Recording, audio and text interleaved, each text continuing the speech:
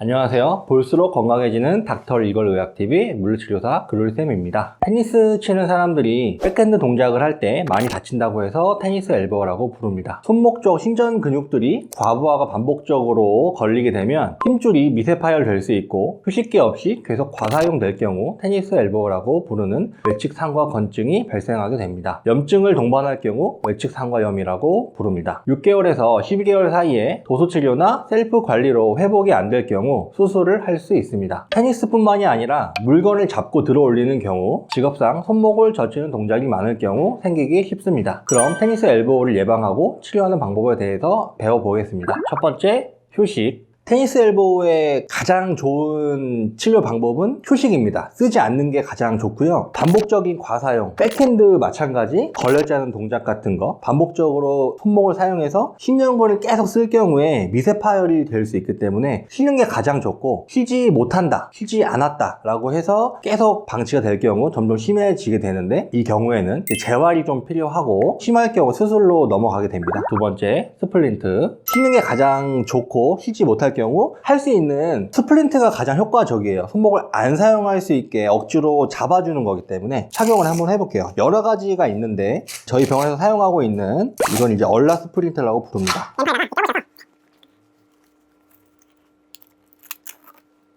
억지로 손목을 사용하지 못하게 만드는 것들이고요. 테니스 엘보라고 해서 엘보를 많이 사용해서 생긴다기보다는 손가락이나 손목을 많이 사용해서 생기는 것들이기 때문에 손목과 손가락을 안 쓰는 게 중요합니다. 이렇게 해놓고 일상생활을 하시고 잘 때는 빼고 하면 좋은데, 일단 굽히는 동작 안 되고 젖히는 거 안 되고 손가락이 살짝 말리기는 하는데 손가락을 피거나 구부리는데 좀 제한이 많이 생겨요. 우리가 보통 이제 테니스 엘보라고 하는 이 바깥쪽 이쪽을 손목을 젖히거나 손가락을 젖혀서 생기는 이 부분을 최대한 예방할 수 있는 동작이에요. 착용을 하고 벗기가 쉽기 때문에 반복적으로 손목에 문제가 생기시는 분들은 하나씩 집에 갖다 놓으시면 사실 좋을 것 같아요. 숏 암롱이라고 부르는 스플린트고요. 이것도 마찬가지로 못 쓰게 만들기 위해서입니다. 손목을 구부린 동작을 안 되게 해놓고 위에 있는 밴드를 사용해서 위로 젖히는 동작도 잘 안 될 수 있게 그냥 손목과 위아래 동작을 안 되게 만드는 거예요. 사실 아까 전에 봤던 얼라 스플린트는 이 옆 측면으로의 움직임을 제한하는 게 조금 더 큰데, 이게 구조상 위아래도 같이 방지할 수 있기 때문에 조금 더 효과가 있다고 볼 수 있고, 이것도 이제 통째로 다 감싸는 거기 때문에 아예 손목과 손가락의 움직임을 다 제한을 해주고 있어요. 그래서 기호에 맞게 쓰시면 좋을 것 같아요. 근데 이것도 어차피 마찬가지로 뭐 손을 아예 쓸 수가 없기 때문에 극단적으로 사용하지 않을 경우, 너무 통증이 심하시거나 아니면은 내가 자꾸 안 쓰고 싶은데 사용을 하게 된다, 아니면 이제 좀 회사나 이런 데서 아픈 거를 좀 티내고 싶다, 그럴 때 사용해주면 좋아요. 남들이 잘 공감을 못 해주는 통증이기 때문에 이런 거 하나 착용해 놓으면 상당히 아프구나 이렇게 보통 할 수 있어요.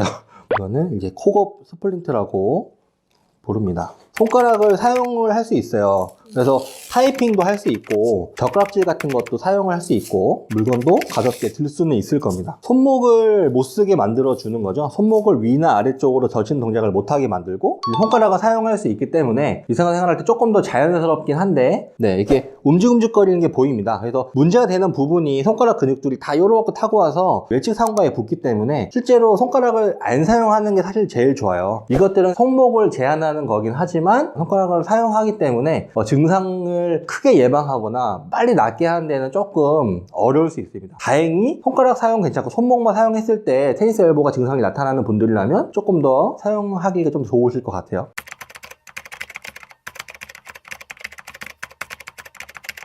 세 번째, 손목 스트레칭 및 마사지. 이게 지금 1kg 무게인데 이쪽 힘줄에 미세 파열이 있는 거기 때문에 이게 움직일 때 굉장히 통증이 좀 심합니다. 그래서 아무것도 없이 그냥 손목을 내리는 동작만으로도 굉장히 부담이 많이 간다고 하고, 뭐 젓가락질이나 뭐 아무것도 일상생활하기 좀 어렵다고 해요. 1kg짜리 무게를 가지고 하기에는 처음에 좀 어려울 수 있어요. 그래서 주변에 있는 근육들을 좀 최대한 늘려놓고, 그 다음에 저번에 말씀드렸던 것처럼 타우트 밴드라고 근육들이 얼기설기 엉키면서 생기는 딱딱한 근육들이 있는데 걔네들을 좀 스트레칭하고 풀어준 다음에 움직이기 편하게 만들어 놓고 통증을 좀 줄인 상태에서 운동을 하시는 걸 추천을 좀 드립니다. 바깥쪽 신전근들이 자꾸 짧아지고 문제가 생기는 거기 때문에 일단 늘려주는 게 가장 중요하고요. 주먹을 쭉 쥔 상태에서 그대로 밑으로 늘립니다. 지금처럼 능동적으로 하시는 것 말고 반대쪽 손으로 눌러줘서 왼쪽 손목에는 힘을 빼시고 오른쪽 손 힘으로 그대로 관절을 늘려서 최대한 신전을 많이 만들어 주시는 게 좋습니다. 당기는 느낌이 있으시면 그만큼 좀 짧은 건데 스트레칭을 최대한 10초 이상씩 해줄게요. 한번 해볼게요. 하나, 둘,